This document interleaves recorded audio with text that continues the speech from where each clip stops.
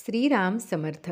परमपूज्य बैलसरे बाबा लिहितात, जन्मास आल्यापासून थेट देह ठेवीपर्यंत माणसाला निसर्गाचा सहवास असतो.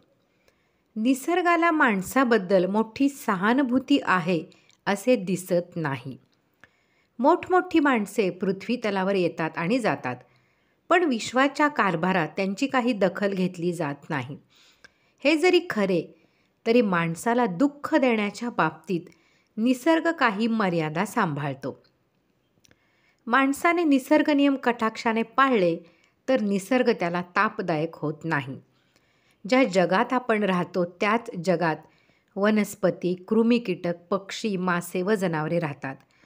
त्यांच्यापासून देखील माणसाला फार मोठे दुःख दिले जात नाही. पण माणूस मात्र माणसाशी अति दुष्ट बुद्धीने, किळसवाण्या स्वार्थाने आणि अघोरी क्रूरपणाने वागतो. कोणत्याही जातीचा पशु आपल्या समूहातील पशूंशी अथवा इतर पशूंशी तसा वागत नाही. पृथ्वीवरील मानव जीवनावर माणूसच अमंगलाचा व अन्यायाचा वर्षाव करतो. माणसाच्या जीवनात अमंगल आहे, त्यापासून माणसाला मोठे दुःख भोगावे लागते. ही प्रत्यक्ष अनुभवाची गोष्ट आहे. असत्य आणि प्रमाद, अमंगल आणि अन्याय यांचे मूळ माणसाच्या दुष्टबुद्धीत आहे. दुष्टबुद्धीचे मूळ अज्ञानामध्ये सापडते. सुष्टबुद्धी म्हणजेच ईश्वरनिष्ठ बुद्धी. सच्चिदानंद स्वरूप ईश्वराच्या ठिकाणी अज्ञान नाही, म्हणून तेथे दुष्टबुद्धी नाही, आणि ती नाही म्हणूनच ईश्वरापाशी असत्य, प्रमाद, अमंगल आणि अन्याय नाहीत. तेथे पूर्ण ज्ञान वास करते.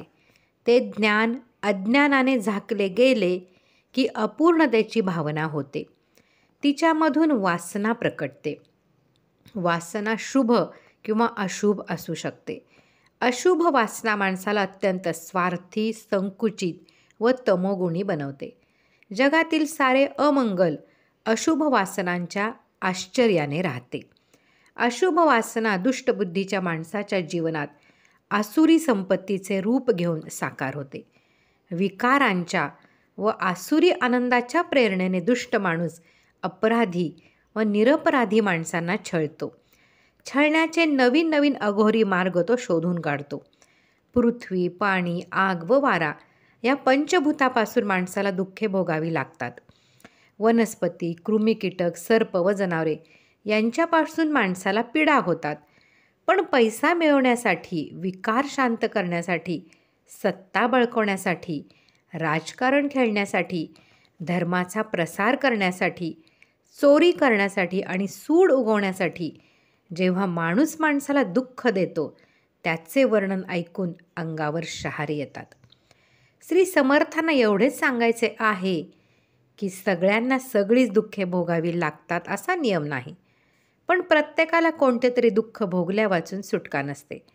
त्यातून खऱ्या सुखाचा शोध घेण्याची प्रेरणा माणसाला होत नाही, ही शोकांतिका आहे. गेल्या 300 वर्षामध्ये विज्ञानाने जीवनाचे बाह्यांग बदलले, पण माणसाच्या अशुभ वासना बदलण्याच्या बाबतीत ते नापास झाले. श्रीमद दासबोध प्रवचन पारिजात. आधिभौतिक ताप. परमपूज्य बैलसरे बाबा. श्रीराम जय राम, जय जय राम. जय जय रघुवीर समर्थ.